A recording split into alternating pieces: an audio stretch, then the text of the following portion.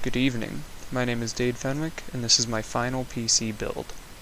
Starting off, the case I own is a Cougar MX330. On the front of the case, the buttons from left to right are the power button, USB 2.0 ports, HD audio ports, the reset button, and the USB 3.0 ports. The back of the case shows us, from top to bottom, left to right, Flash BIOS USB, USB 2.0 Type A, PS2, DVI-D port, HDMI port, two 3.2 USB Generation 1 Type A ports, a USB 3.2 Type C port, and a USB 3.2 Generation 2 Type A port, a LAN port, and all of the audio ports. I have two fans on the front of the case for intake, two on top and one in the back for the exhaust. I have a 700 watt Thermaltake non-modular power supply.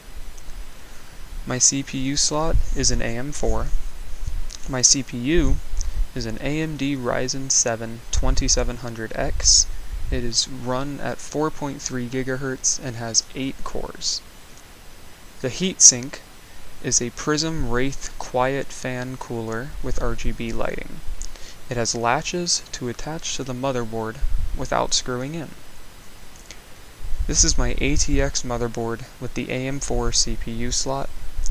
The motherboard also contains 4 DDR4 3200 memory slots with a max capacity of 64 GB, 2 PCIe x 16 slots, 3 PCIe x 1 slots, a CMOS battery, 6 SATA ports, 5 fan connectors, a CPU fan connector, CPU power slot, a 24-pin ATX power connector, and front panel header connectors. This is my Seagate Barracuda 2TB hard drive. It spins at 7200 RPM. It has one SATA data port, and a SATA power connector. I do not own any other hard drives. The cables I use are the SATA power cable, the SATA data cable, 8-pin CPU power cable, HD audio connector, the USB 3.0 connector, the USB 2.0 connector, 5 fan connectors, and a PCIe connector. These are my RAM sticks. They are DDR4 3200 MHz. This is the entirety of my setup. So this is where I plug in the SATA data cable into my hard drive, and then I plug in the SATA power cable into my hard drive. And it takes a little bit because it's a little bit difficult to do. I had to actually use two hands and prop up my hand on the case. When it's plugged in, make sure it's plugged in sturdy, and it's all good. Then I take this screw and I screw in my hard drive bay into my case to make sure it doesn't move around.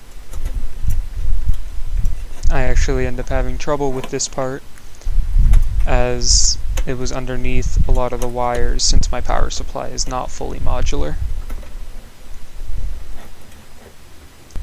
I then take my side cover for my case and put it on my case. Then I retrieve my screws and I screw in my side panel onto the side of my case. There is both a top and a bottom screw.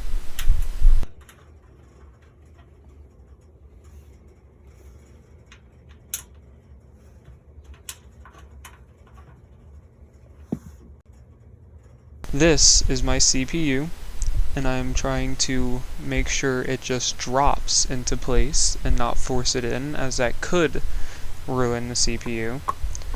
And I felt it drop in, so then I lower the lever to make sure it is locked in place.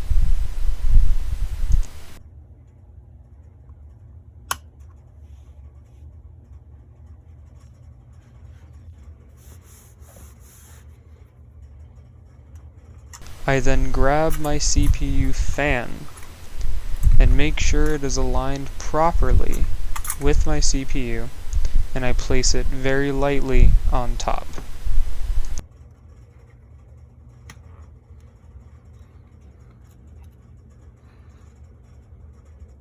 I then find the lever and the latch and make sure it is underneath and attached to the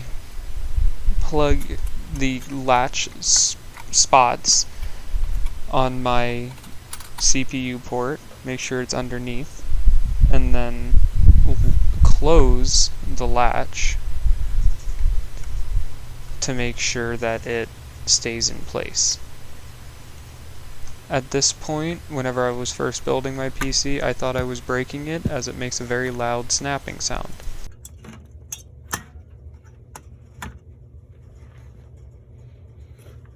It is time to put the motherboard into the PC, as I have 9 screws to screw into the motherboard, and I show all of them here so I can screw them in.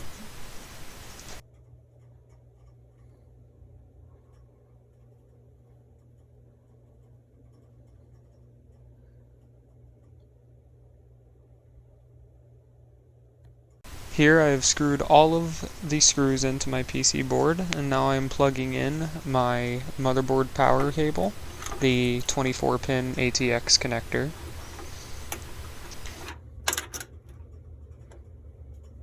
And now I'm plugging in all of my fans. That is the CPU fan, and that is the plug-in port for the CPU fan.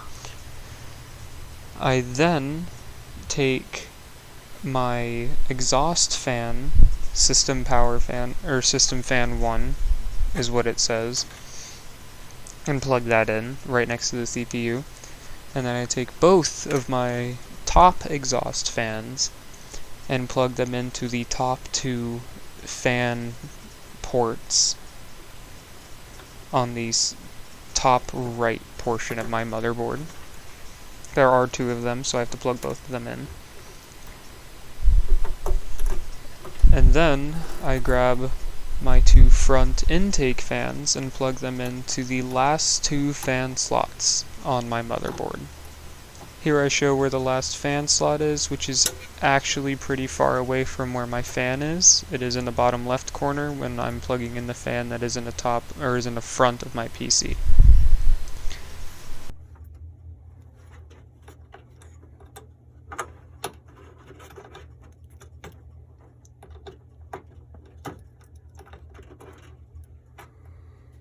This is my CPU power connector, 8-pin.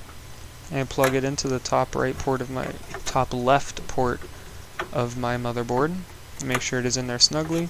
And then I take my USB 3.0 connector and plug it in.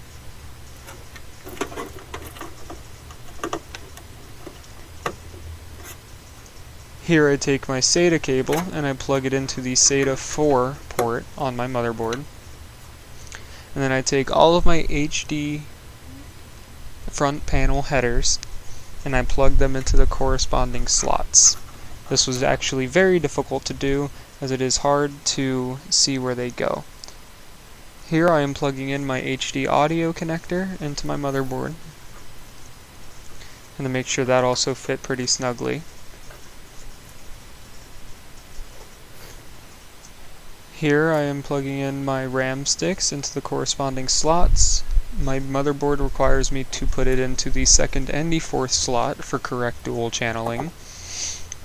And whenever I push them in, the slots click closed and lock it into place with no issue.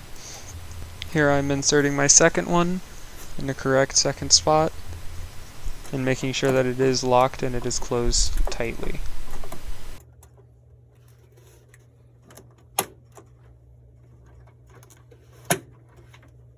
Now it is time to plug in my graphics card. I have to choose to put it into the top PCIe 16 slot, as it requires me to do so. I was required to place my phone down to get a good enough grip on the graphics card, and I made sure it was set in properly, and then I pushed down on it to make sure it also locked into place and lined up properly with the screws on the side that I am showing right now. And I grab the screws and I line them up and I screw them in. And then I take the PCIe 8-pin connector and plug that into my graphics card, and that is the final step of my PC build.